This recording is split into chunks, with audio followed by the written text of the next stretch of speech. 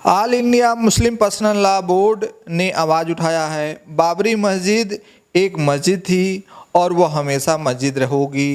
तो सर्वोच्च न्यायालय का जो फैसला आया और जो सुनाया गया उसके बारे में भी वो उसने सवाल खड़ा कर दिया है। तो क्या लगता है कि राम जन्म भूमि का जो विवाद है वो थमता नज़र नहीं आ रहा? देखिए, वास्तविकता ये है कि राम जन्मभूमि का जो विवाद है, विवाद कोई ख़त्म करना नहीं चाहता है, क्योंकि राम जन्मभूमि के विवाद पर ही सब लोग अब सत्ता की राजनीति की रोटी सेक रहे हैं। सच्चाई ये है कि राम जन्मभूमि की जो सुप्रीम कोर्ट द्वारा जो फैसला दिया गया, उस फैसले को वास्तविकता नहीं लागू किया गया है। जब हमारा भारत का संविधान धर्मनिरपेक्ष है, भारत का संविधान कोई धर्म नहीं मानता है, भारत के संविधान किसी आस्था पर विश्वास नहीं करता है, तो भारत के संविधान के तहत जो बाबरी मस्जिद या राम जन्मभूमि का विवाद जो है, ये देश की बुनियादी ढांचा से, बुनियादी सवालों से भटकाने का काम करता है।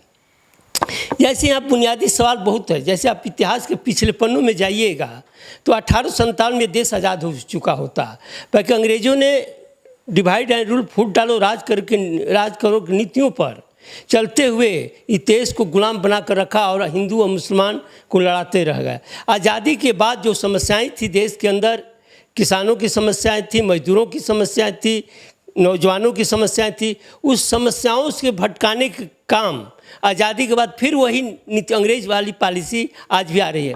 जहाँ पर मुस्लिम पर्सनल लॉ की बात है, ठीक है, संविधान है, संविधान को मानना चाहिए और संविधान के ऊपर सर्वोच्च होना चाहिए।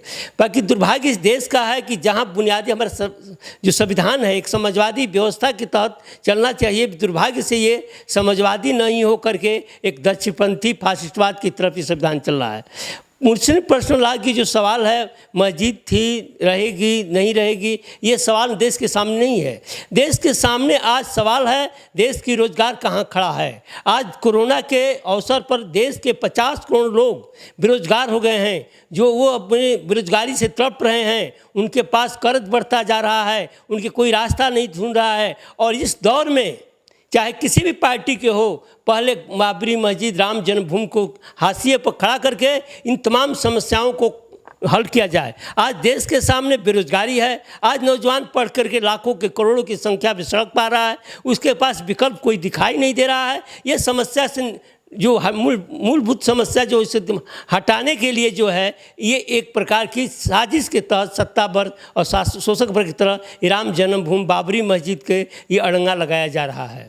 आज जो विवाद है उसको देखते हुए असुद्दीन ओवैसी मुस्लिम पर्सनल लॉ बोर्ड पुरजोर तरीके से राम मंदिर के भूमि पूजन का विरोध किया है। ओवैसी ने कहा है कि बाबरी मस्जिद थी और रहेगी। मंदिर पूजन में शामिल होकर प्रधानमंत्री ने संवैधानिक पद का उल्लंघन किया, क्योंकि वो शपथ लेते हैं तो उस बात को वो जिक्र कर रहे हैं। लेकिन आज एक और वाकया हुआ, और हुआ यूं कि मुख्यमंत्री योगी आदित्यनाथ भड़क गए हैं और वो कह रहे हैं कि साजिश की जांच की जाएगी। जो ओवैसी कह रहे हैं या देश के प्रधानमंत्री जो कह रहे हैं, ये दोनों लोग भारत के संविधान के तहत एक जनता के चुने हुए जनप्रतिनिधि हैं, और ये दोनों लोग संविधान की शपथ लेते हैं कि हम संविधान की मर्यादा को, संविधान की संप्रभुता को, संविधान की धर्मनिरपेक्षता है, संविधान की जो व्यक्ति है, जो संविधान की जो है असहमति का अधिकार को मैं शपथ कर लेकर के इसको मैं अब शपथ लेते हैं, और शपथ लेने के बाद ये चुनाव में पर्चा दाखिल करते हैं। बाकी दुर्भाग्य है इस देश का कि देश की तमाम विकट समस्याओं से गुजर रहा है, और तमाम चुने हुए जनप्रतिनिधि जो संविधान को पढ़ते हैं, संविधान को पर्चा दाखिल करने से पहले वो मजिस्ट्रेट के सामने वो इस बात की शपथ लेते हैं कि मैं भारत के संविधान के प्रति आस्था रखता हूँ, निष्ठा रखता हूँ, और उसको ईश्वर से मैं शपथ लेता हूँ कि इसको पालन करूँगा। बाकी दुर्भाग्य इस देश का है कि आस्था विश्वास सब लोग रखते हैं, बाकी संविधान के धज्जियाँ उसी पार्लियामेंट में उड़ाई जाती है जहाँ संविधान की बात की जाती है।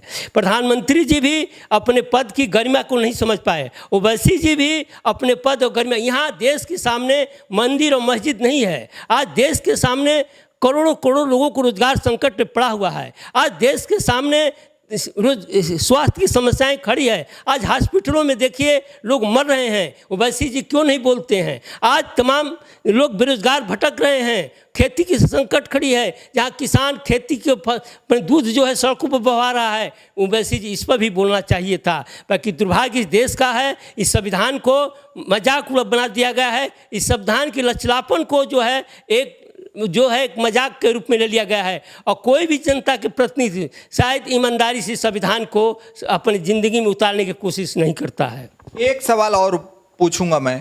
अयोध्या में भूमि पूजन हुआ, उसके बाद चाहे आम आदमी पार्टी के नेता अरविंद केजरीवाल हों, या समाजवादी पार्टी के नेता अखिलेश यादव हों, या कांग्रेस विपक्ष के नेता राहुल गांधी हो, सवाल वही कर रहे हैं और एक ही तरह का राग अलाप रहे हैं, जय श्री राम। तो क्या पक्ष और विपक्ष राम मंदिर के सहारे ही अपनी नौका पार करेंगे क्या? क्योंकि ये पक्ष और विपक्ष जो है ये जनता की ताकत से राजनीति नहीं करते हैं। इनके पास जो फंड है, पैसा है, देश के कारपोरेटरों, सत्ता के दलालों, माफियाओं और तमाम मुनाफाखोरों की तरफ से पैसा पाते हैं। क्योंकि देश की जनता की बात करें, देश के मजदूरों की बात करें, किसानों की बात करें, तो राम जन्मभूमि को 100 समुंदर पार बैठा देना चाहिए था। बाबरी मस्जिद को 100 समुंदर पार बैठाना चाहिए। आज देश का हर तीसरा बच्चा कुपोषण का शिकार है, इस पर बहस होनी चाहिए। आज देश के दुनिया में सबसे बड़ा अमीर देश में रहता है, दुनिया का सबसे बड़ा गरीबी देश के अंदर है। देश में 50 लोगों के पास देश की 50% पूंजी है, इस पर बहस क्यों नहीं राहुल गांधी करते हैं? इस पर क्यों नहीं अरविंद केजरीवाल करते हैं? इस पर क्यों नहीं अखिलेश यादव करते हैं? इस पर क्यों नहीं मायावती करते हैं? क्योंकि इन तमाम लोगों के पास 2 नंबर के काला धन पड़ा हुआ है, और काला धन की ताकत से ये राजनीति करना चाहते हैं। और जय श्री राम, अरे भारत के संविधान तो जय श्री राम नहीं मानता है। भारत का संविधान अल्लाह ईश्वर को भी नहीं मानता है। भारत के संविधान इंसानियत को मानता है, मानवता को मानता है, सहिष्णुता को मानता है, ईमानदारी को मानता है, और सबसे बड़ी उसकी है असहमति और सहमति का अधिकार को मानता है।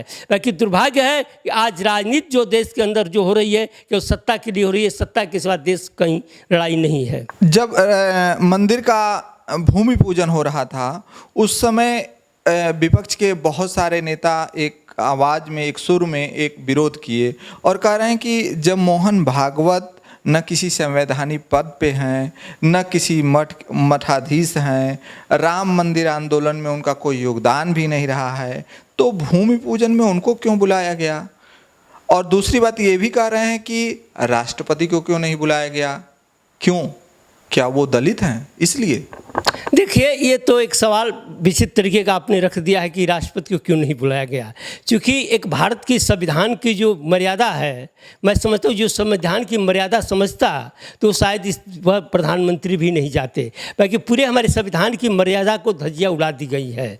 और इस पर मोहन भागवत एक फासिस्टवादी दक्षिणपंथी मानसिकता से ग्रसित हैं। वह देश की कुछ चंद पूंजीपतियों के चंदे से उनकी संगठन चलता है, उनकी सारे पे चलते हैं। देश को एक निजी क्षेत्र में निजीकरण की दिशा बढ़ना चाहते हैं, और देश के एक दूसरी गुलामी के रूप में ये बढ़ना चाहते हैं। देश की सच्चाई जो है मोहन भागवत जो है नकार करके उनकी राम जन्मभूमि और राम राज्य की सपना दिखाते हैं। राम राज्य की कौन सा सपना है? राम का सपना तो दिल्ली में दिखाई दे रहा है कि एक नाबालिग लड़की से बलात्कार हुआ, उसकी तमाम उसके जो है पर्सनल पार्ट पर भी हमला किया गया, उसके तमाम तरह की चोट पहुंचाई गई। ये कौन सा राम राज्य है? ये राम राज्य का जवाब मोहन भागवत दे दीजिए, इस राम राज्य का जवाब मोदी जी दे, इस राम राज्य का जवाब अमित शाह दें, और ये राम राज्य का जवाब अरविंद केजरीवाल को भी देना चाहिएगा। जो राम के नाम रटते हैं, राम की सपना ये नहीं था। राम का सपना आम जनता के दिलो दिमाग में नहीं है। राम की सपना लोगों की सहमति, असहमति, सबके बराबरी का अधिकार, सबके सहनशीलता, सबके एक साथ चलने की राम की सपना थी, और वही सपना देश की आम जनता के दिलो दिमाग में है। बाकी दुर्भाग्य से राम के नाम पर देश की जनता को ठगा गया और उनको ठगने का काम ही किया गया है। आज एक युवा नेता उभर के आए हैं, और वो युवा नेता देश का नेतृत्व करने की क्षमता भी रखते हैं। उन्होंने आज एक ट्वीट किया है और कहा है कि कोई पार्टी पद का नेता देश से बड़ा नहीं होता। जो देश से प्यार करेगा वो सरकार से सवाल भी पूछेगा।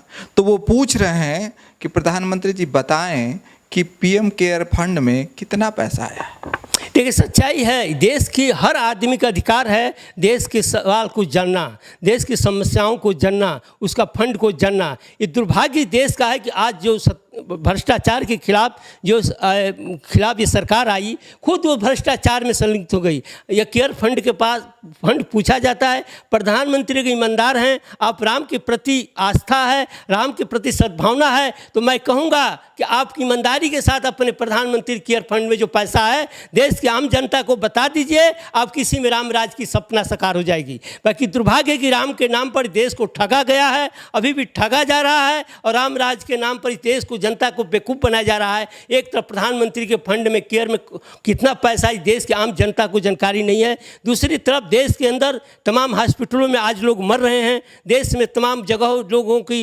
इलाज नहीं हो रहा है। आज बनारस BHU जैसे पूर्वांचल का सबसे बड़ा एम्स करने, वहाँ भी दवा के अभाव में, ऑक्सीजन के अभाव में लोग तड़प कर मर रहे हैं। चूँकि खुद प्रधानमंत्री के संसदीय क्षेत्र है, प्रधानमंत्री बहुत बड़ा ईश्वर से प्रार्थना करते हैं, बहुत बड़ा धार्मिक है। कौन सा धर्म है? धर्म दो तरह के, एक धर्म धंधेबाजों का हो गया है, एक धर्म ईमानदारों की होती है। वो धर्म के धंधेबाजों के धर्म के ठेकेदार हैं, ईमानदारों के। अगर ईमानदारों के होते तो सच्चाई इंसानियत होती कि बनारस में जो हो रहा है, कोरोना से मरीज मर रहे हैं, उन पर पहले गौर करते और उनको इलाज करने की सुविधा दी जाती। जो बनारस के BHU जो है एक पूर्वांचल का सबसे बड़ा धरोहर हॉस्पिटल है, यहाँ लोगों आशा रखती है कि हम जाने पर इलाज होगा, इलाज सुविधाएं मिलेगी। आज वहाँ लोग दर की ठोकरें खा रहे हैं। वहाँ हॉस्पिटल में न ऑक्सीजन है, न व्यवस्था है, न बेड है। तमाम लोग तड़प करके वहाँ सांस गिन रहे हैं।